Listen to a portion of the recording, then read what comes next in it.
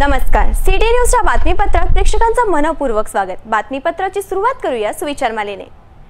कठीण समस्याचे सोपे उपाय शोधणे हे सर्वात कठीण काम आहे। आजचा सुविचार आपण बघितला, घेऊया छोटासा ब्रेक।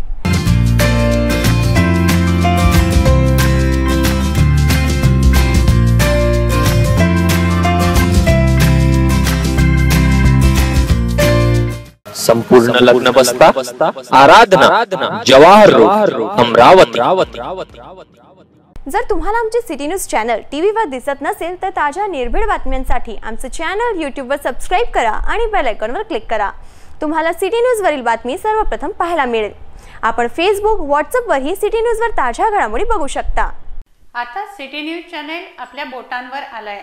आपल्या घरी बसून इंटरनेटवर, टॅबवर, मोबाईलवर केव्हाही कुठेही सिटी न्यूज चॅनल बघू शकता।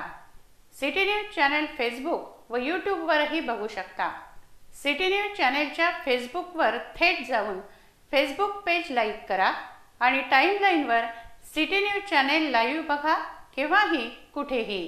यूट्यूबवर जाऊन सर्च बॉक्समध्ये सर्च करा सिटी न्यूज चॅनल अमरावतीवर क्लिक करा आणि यूट्यूबवर सिटी न्यूज चॅनल लाईव्ह बघा। आपण अजूनपर्यंत सिटी न्यूज चॅनल सबस्क्राइब केलं नसेल तर सबस्क्राइब करा व बेल आयकॉनवर क्लिक करा। सिटी न्यूजचे बातमीपत्राची Facebook, YouTube, website, Vidarbha city news app यांची लिंक खालील सूचनेमध्ये दिली आहे। तुम्ही त्यावर क्लिक करून सिटी न्यूजचे बातमीपत्र बघू शकता। ब्रेक नंतर पाहूया बातम्या। दुपारी काही 4 ते 5 अज्ञात हल्लेखोरांनी मंडल साध्य दैनिक कार्यालयामध्ये घुसून तोडफोड केली। याबाबत पोलीस अज्ञात हल्लेखोरांचा शोध घेत आहेत। शहरातील सांदे दैनिक अमरावती मंडळच्या खापर्डे बगीचा येथील मुख्य कार्यालयावर दुपारी 2:30 वाजताच्या दरम्यान 6 ते 7 हल्लेखोरांनी हल्ला चढविला। कार्यालयामध्ये उपस्थित कर्मचाऱ्यांचा तीव्र विरोध पाहता यावेळी हल्लेखोरांनी पळ काढला। या कार्यालयातील साहित्याची मोठी तोडफोड केली व हल्लेखोर पसार झाले। विशेष म्हणजे सर्व हल्लेखोर तोंडाला दुप्पट बांधून होते। कोतवाली पोलीस स्टेशनचे ठाणेदार शिवाजी बचाटे त्यांच्या चमूसह तातडीने घटनास्थळी दाखल होऊन पुढील तपास सुरू आहे। अद्याप हल्लेखोरांची ओळख पटली नाही, परंतु अमरावती मंडल कार्यालयात तसेच परिसरातील CCTVमध्ये हल्लेखोर दिसत असून त्याद्वारे हल्लेखोरांचा शोध घेतला जात आहे। यात हल्लेखोर कार्यालयानजीक असलेल्या आदर्श प्राथमिक शाळेपर्यंत 4 चाकी व काही हल्लेखोर दुचाकीवर आल्याचे दिसत आहे। तसेच एका 4 चाकीचा नंबर सुद्धा या ठिकाणी दिसत आहे। पोलिसांनी दिलेल्या माहितीनुसार लवकरच हल्लेखोर ताब्यात घेतले जातील। तपासात काही मोबाईल नंबर सुद्धा ट्रेस करण्यात आले आहे। आज दुपारच्या जवळपास 2:30 ते 3च्या मधात एका कारमध्ये आणि 2-3 टू व्हीलरवर बसून आणि चेहऱ्यावर स्कार्फ वगैरे बांधून अमरावती मंडळ कार्यालयात हल्ला करण्यासाठी 7 ते 8 लोक आले होते आणि ते सगळे CCTV फुटेजमध्ये पोलिसांना दिसले आहे।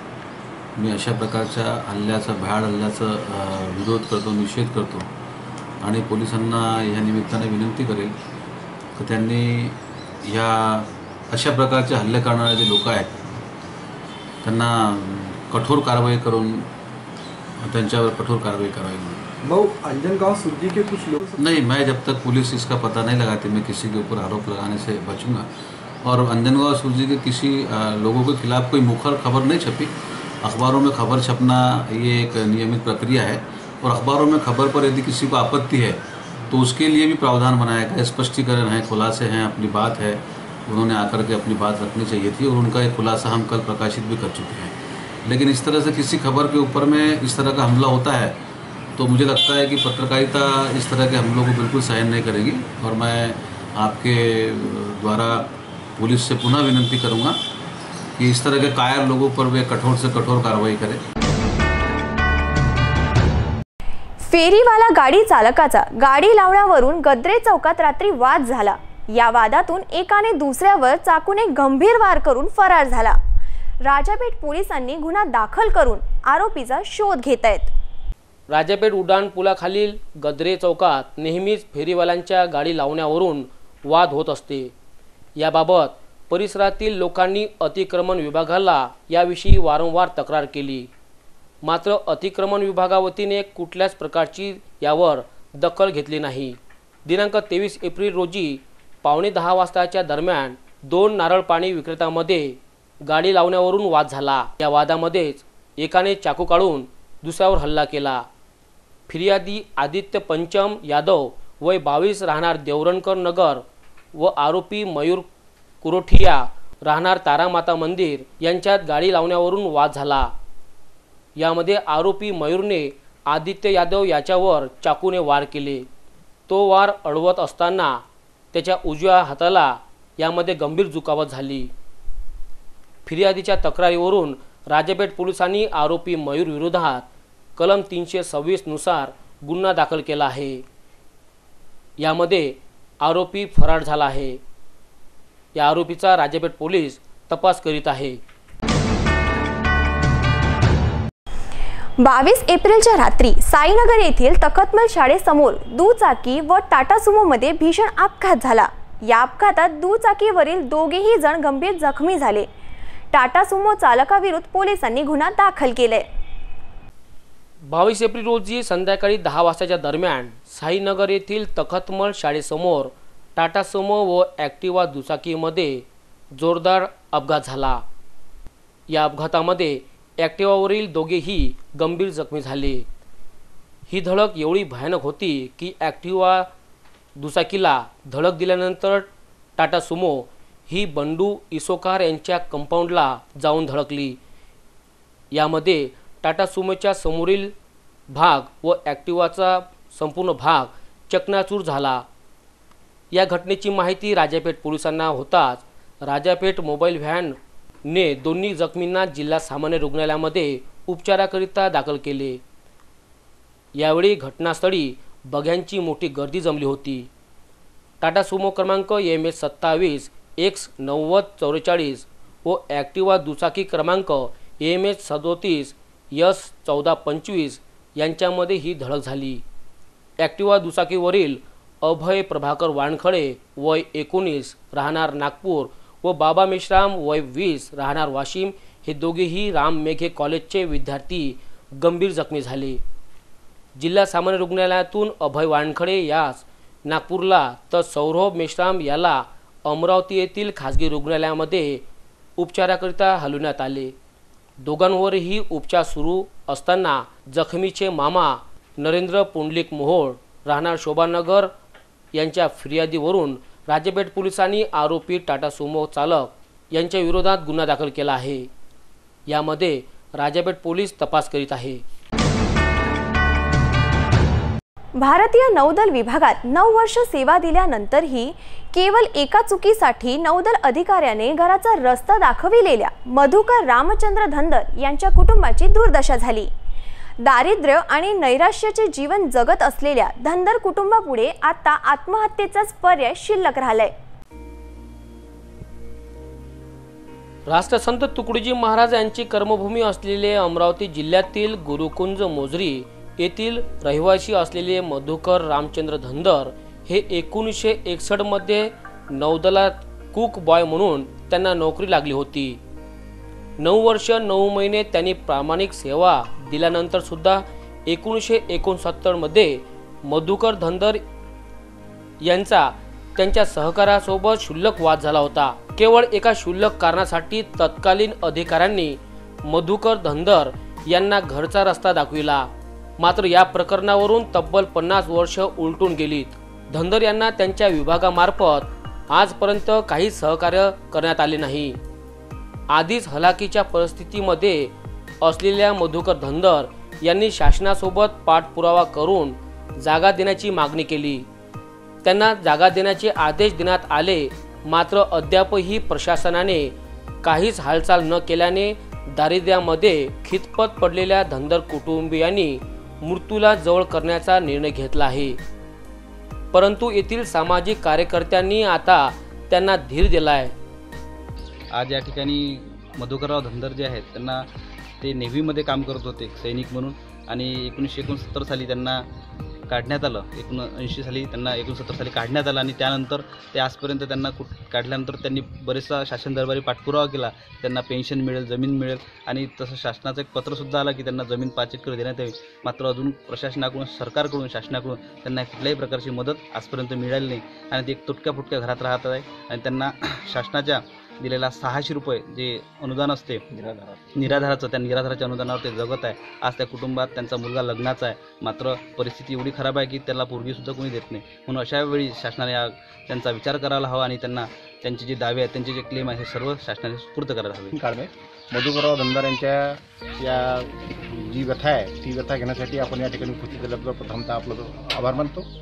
या माणसांनी डिफेन्समध्ये 9 वर्ष 9 महिन्याची सेवा दिली, आणि त्याला कुठलीही कारवाई डिपार्टमेंटली न करता एकदम सेवेतून बडतर्फ केलं, आणि आजपर्यंत तो माणूस 30 वर्षापासून संघर्षमय जीवन जगतो आहे। त्याची आज हलाखीची परिस्थिती आपण पाहिली आहे। शेतमजुरीशिवाय त्याला पर्याय नाही, आणि त्याच्या मुलाचं लग्न या अशा परिस्थितीमुळे त्याला कुणीही मुलगी द्यायला तयार नाही, आणि अशा परिस्थितीत तो माणूस जीवन जगत असताना त्याची हलाखीची परिस्थिती पाहून आम्ही त्याला सामाजिक स्तरातून जी काही मदत करता येईल ती केली, परंतु शासनाने त्याच्यावर आजपर्यंत एवढ्या सगळ्या योजना शासन दरबारी असतानासुद्धा त्या प्रशासनाने कुठलाही त्यावर गांभीर्य विचार न करता आजपर्यंत या माणसावर कुठेही लक्ष दिलं नाही, आणि 30 वर्षापासून आज तो मरणासन्न अवस्थेत असताना त्याला शासकीय जमीन मिळावी, त्याला पेन्शन मिळावं अशी आमची इच्छा आहे। परंतु तो माणूस आज मरणावस्थेत असताना तो उद्या जर निघून गेला तर त्या पैशाचं काय होणार, त्याच्या जमिनीचं काय होणार? तेव्हा शासनाने, प्रशासनाने गांभीर्याने हा माणसाचा प्रश्न हाताळावा, एवढीच माझी अपेक्षा। धनगर यांच्या लढाईत आता सामाजिक कार्यकर्त्यांनी सुद्धा उडी घेतली आहे। धनगर यांचं राहतं घर हे सुद्धा त्यांच्या मोठ्या भावाने त्यांना बक्षीस म्हणून दिलं होतं। झोपडीवजा घर असल्याने मधुकर धनगर यांच्या मुलाला स्थळ येत नसल्याची खंतही त्यांनी यावेळी बोलून दाखवली आहे। एक मुलगा एक मुलगी आहे, निराधारच्या भरोशावर आमचं जीवन जगणं कठीण होऊन राहिलं, त्यामुळे आम्ही आत्महत्या करावं की काय करावं याचा विचार चालू आहे। जिल्हा सैनिक अधिकाऱ्यांनी अद्याप त्यांच्या पेन्शनचा मार्ग मोकळा केला नाही, त्यामुळे त्यांच्या मरणानंतर त्यांना शासन लाभ देणार का असा आता प्रश्न निर्माण होतोय। डॉक्टर बाबासाहेब आंबेडकर यांच्या जयंतीनिमित्त BSNL कर्मचारी संयुक्त कृती समितीच्या वतीने जोशी सभागृह येथे वैचारिक सुसंवादाचे आयोजन करण्यात आले। यामध्ये फुले आंबेडकर यांच्या कलादृष्टी, डॉक्टर बाबासाहेब आंबेडकर आणि आजचा भारत यावर व्याख्यान झाले। महामानव डॉक्टर बाबासाहेब आंबेडकर यांच्या 128वी जयंतीनिमित्त BSNL कर्मचारी संयुक्त जयंती कृती समिती वतीने जोशी सभागृहामध्ये 22 एप्रिलला सुसंवाद कार्यक्रमाचे आयोजन केले होते। या कार्यक्रमामध्ये फुले आंबेडकर यांची कलादृष्टी या विषयावर डॉक्टर सतीश पावडे यांचे व्याख्यान झाले, तर डॉक्टर बाबासाहेब आंबेडकर आणि आजचा भारत या विषयावर भीम बारसे यांचे सुद्धा व्याख्यान झाले। या कार्यक्रमाला BSNLचे जनरल मॅनेजर सुशील कुमार अग्रवाल, अमरावतीचे उपमहाप्रबंधक दीपक डांगे, उपमहाप्रबंधक प्रमोद धोबे यांच्यासह अनेक अधिकारी कर्मचारी मोठ्या संख्येने या कार्यक्रमाला उपस्थित होते। या कार्यक्रमामध्ये दीपक डांगे, प्रमोद धोबे यांनी सुद्धा कर्मचाऱ्यांना शुभेच्छा देऊन मार्गदर्शन केले। शहरात अनेक परिसरात काँक्रिटीकरण रस्ते बांधकाम सुरू आहे। या अर्धवट रस्त्यावर अनेक नागरिकांचे अपघात झाले आहे। या बाबतीत सिटी न्यूजने माहिती घेऊन मनपा आयुक्ताच्या लक्षात आणून दिली। यावर जलद गतीने कामे सुरू करण्याचा आदेश मनपा आयुक्तांनी संबंधित कंत्राटदाराला दिला आहे। शहरामध्ये अनेक रस्त्याचे काँक्रिटीकरण बांधकाम गेल्या अनेक दिवसापासून मनपा सार्वजनिक बांधकाम विभाग वतीने सुरू आहे। यात अनेक महिन्यापासून युद्ध पातळीवर काम सुद्धा सुरू आहे। मात्र दिलेल्या निविदामध्ये होणाऱ्या कालावधीपेक्षाही खाजगी कंत्राटदारांना बांधकामाला जास्त अवधी लागत आहे। अनेक कंत्राटदारांनी यावर अवधीही वाढवून घेतला आहे। मात्र अवधी वाढवून दिल्यानंतर सुद्धा अनेक काँक्रिटीकरण रस्ते शहरात अपूर्णच दिसत आहे. अशाच साबनपुरा परिसरामध्ये या काँक्रिटीकरण रस्ता बांधकामामध्ये दिरंगाई होत असल्याचे नागरिकांना कमालीचा सामना करावा लागत आहे. या परिसरामध्ये गेल्या 3 महिन्यापासून काँक्रिटीकरण रस्ता बांधकाम बंद आहे. यामुळे बांधलेल्या काँक्रिटीकरण उतारावर अनेकांचे अपघात झाला आहे. शासन वतीने कंत्राटदाराला दिलेल्या नियमाची येथे पायमल्ली होताना स्पष्ट दिसत आहे. अनेक ठिकाणी चौकीदार नाहीत तर सावधान म्हणून बॅनर पण नाही. सिटी न्यूज प्रतिनिधींनी या परिसरामध्ये पाहणी केली असता अनेक नागरिकांनी आपली कैफियत मांडली. या काँक्रिटीकरण बांधकाम रस्ता विरोधात त्यांनी मतेही स्पष्ट केली. फिर से बोलिए. 6 महीने तो हो रहे, 4 महीने तो हो गए इसको कंप्लीट, और उसके पहले से ही काम चालू हुआ है, लेकिन अभी तक के पूरा काम कंप्लीट हुआ नहीं. ये जल्दी होना चाहिए, एक्सीडेंट हो रहा है. होना चाहिए, ऐसी हमारी भावना है. इतने दिन हो गए इनको काम करते जल्दी काम हो जाए. एक एक बोलो, एक एक बोलो. गाड़ी नहीं जा रही, ट्रैफिक जाम हो जा रहा है, यहाँ पे लेडीज जाम हो जा रहा है, लेडीज का गिर गए बीच रोड पे गड्ढा हो गया ना. बीच में 2 गाड़ी गिर गई. रोज 1-2 गाड़ी जा रही है. गड्ढे के अंदर बात चिंकर बना रहे हैं, कुछ दिन हो गए. इस साइड का मरूम नहीं डाले उन्होंने, पूरे साइड से गाड़ी गिर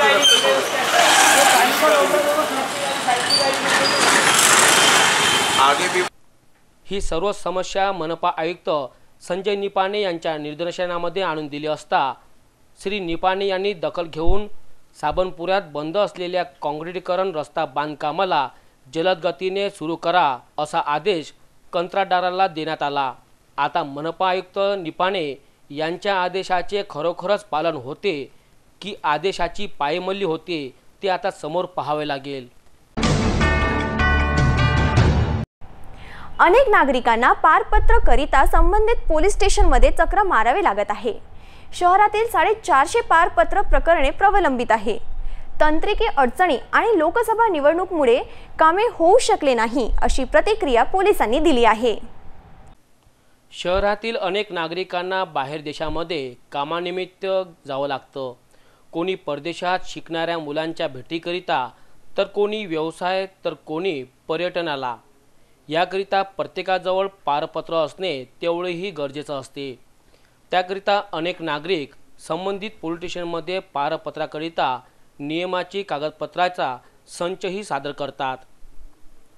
परंतु महत्त्वाच्या वेळी दिलेल्या दिवसामध्ये पारपत्र न मिळाल्याने अनेक नागरिकांना निराशा येते. यातच शहरातील अनेक नागरिकांचे पारपत्र गेल्या कित्येक दिवसापासून तयार झालेले नाही. सतत त्यांना पोलीस स्टेशनमध्ये चक्रा माराव्या लागत आहे. शहरातील तब्बल 450 नागरिकांचे पारपत्र पोलीस आयुक्तालयामध्ये प्रलंबित पडले आहे. पारपत्र वेळेवर न मिळाल्याने अनेक नागरिकांचे मोठे नुकसान झाले आहे. याबाबत नागरिकांनी तक्रारी सिटी न्यूजकडे दिल्या आहे.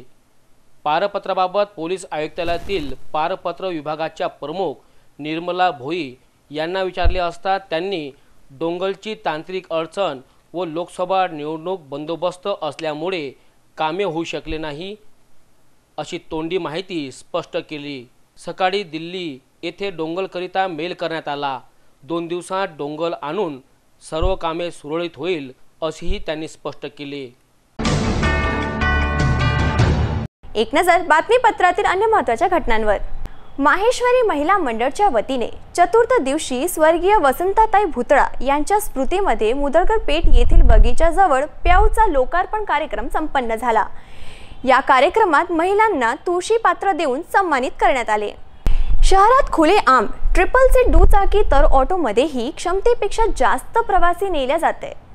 खुद वाहतूक पोलिसांसमोर असा प्रकार करताना दिसतोय. यावर नियमाचे पालन होते का असा प्रश्न निर्माण झाला आहे. जर तुम्हाला आमचे सिटी न्यूज चॅनल टीव्हीवर दिसत नसेल तर ताज्या निर्भीड बातम्यांसाठी आमचे चॅनल यूट्यूबवर सबस्क्राइब करा आणि बेल आयकॉनवर क्लिक करा. तुम्हाला सिटी न्यूज वरील बातमी सर्वप्रथम पाहायला मिळेल.